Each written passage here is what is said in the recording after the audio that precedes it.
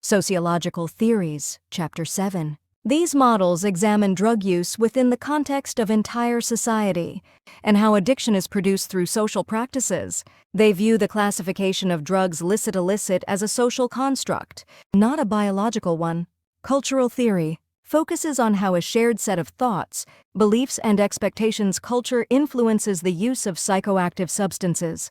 It categorizes cultural attitudes toward drugs, including alcohol, into abstinent culture, negative and forbidden attitude towards drugs, ambivalent, positive in social settings, negative in others, permissive. Use is acceptable, but public impairment is negatively viewed. Ultra-permissive, permissive attitude toward both drinking and alcohol-related problems.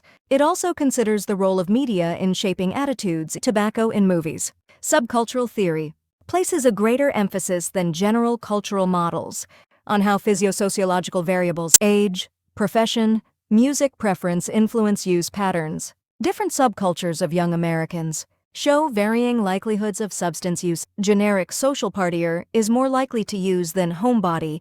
Religious young professional. Deviant behavior theory proposes that people who feel alienated or who don't obey group rules regarding drug alcohol use are more likely to become isolated and become addicted. This theory is tied to how the media can create social panic by labeling drug users as deviants who pose a threat.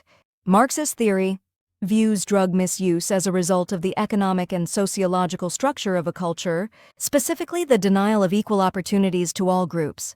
It attributes blame to external environmental factors such as poverty, exclusion, boredom, and lack of meaning in one's labor. Availability control theory states that the greater the availability and affordability of a substance, the greater the severity and prevalence of its problems.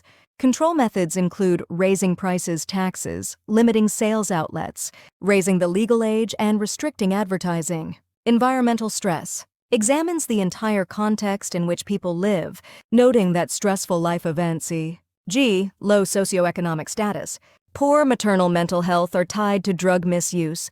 The Rat Park experiment by Dr. Bruce Alexander is an example supporting this view. Addiction is viewed as a process, not a single event.